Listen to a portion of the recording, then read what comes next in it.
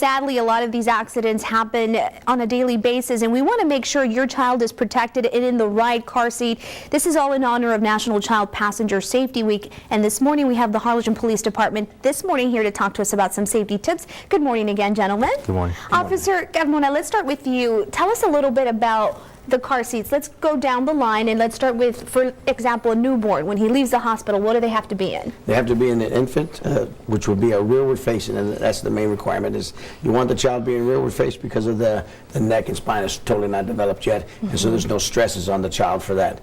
If the child is under 5 pounds, and the infant one is the best one to have.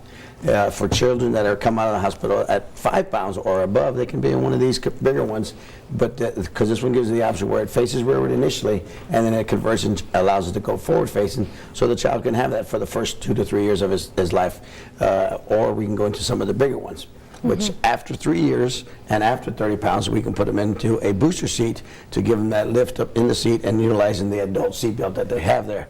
The reason why you don't want an infant in a booster seat is because, one, they can't sit correctly, and two, the seatbelt's not going to help them out. So we want to have them in the right type of car seat. And that's why we do these inspections, to allow the parent to ask those questions and allow a technician to go through the different types of seats and make sure they have the right seat for that child. And you're going to have different events going on around the community this whole week in honor of this safety week, and they're going to be going on all throughout the valley. Yeah. So we're going to be flashing out those dates and the schedule here. But meanwhile, Officer Dixie, tell us a little bit about the misuse that takes place when it comes to car seats. Usually car seats, you know, it's not just enough that we have them. It's also good to know how to use them properly. Of course. Last year, about 1,200 kids in the U.S. died because they weren't properly restrained. About 171,000 more incidents of accidents happened because of that same thing.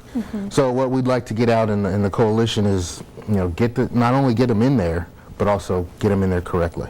Okay, perfect. And the buckle up program is very important because now everybody needs to be buckled up while they're in that car. Let's touch on that really quickly. Yeah. That from after the age of 8, when they're out of the car seat, up until no matter what age, when they're in the vehicle, no matter where they sit, it used to be in the back seat, now they're required no matter where they sit in the vehicle and no matter what age you have to be in a seatbelt. Okay, good information, good advice this morning, so no excuses, folks. If you're at home and you're doubting yourself, do I have my child in the right car seat? Go over to one of those inspection stations. We're going to have them all throughout the valley. You can also see that list on valleycentral.com.